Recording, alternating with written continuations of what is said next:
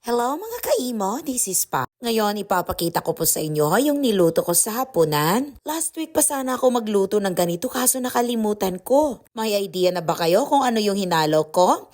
Anyway, hiwain ko lang muna yung carrots. Ito ay halo natin konti lang po. So gagamit ako nito para mas madali yung paghiwa. Last year ko pa ito nabili so ngayon ko lang ginamit. Tapos na yung carrots, so next naman po ay sibuyas. So sibuyas lang at saka carrots po yung ilalagay ko dito kasi may vegetarian na ham kami, yun din po yung ihalo ko. Actually, yung pinakamasarap talaga na panghalo nito ay yung sesame seeds na galing sa Japan. Nabili ko po doon sa Japan nung namasyal kami ng mga kaibigan ko. Bago ko ipakita sa inyo, igisa ko lang muna itong gulay at saka yung ham. Saglitan lang po ito at mahina na apoy lang para hindi masunog. Mas maganda din sana tingnan at syempre mas masarap kapag may green na kulay na gulay.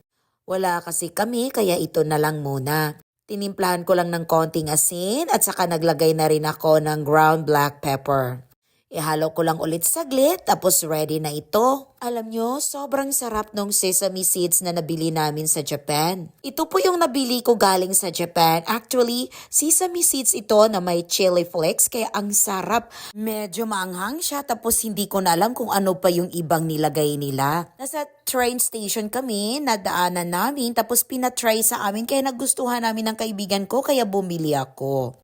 Ayan, hinalo ko na rin yung gulay na ginisa ko. Again, kahit yun lang po yung ilagay nyo sa kanin, sobrang sarap na. Sino sa inyo dito yung mga nasa Japan? Na-try nyo na ba ito? Alam nyo, gusto ko siyang lutuin later. Gusto ko siyang itry at ipakita sa inyo. Sana makuha ko yung lasa niya kasi ang sarap talaga. So ganito lang po, nagbilog-bilog lang po ako ng mga maliliit. May pinakita ako sa inyo dati, medyo mga malalaki yon. So ito naman, perfect lang sa isang subo.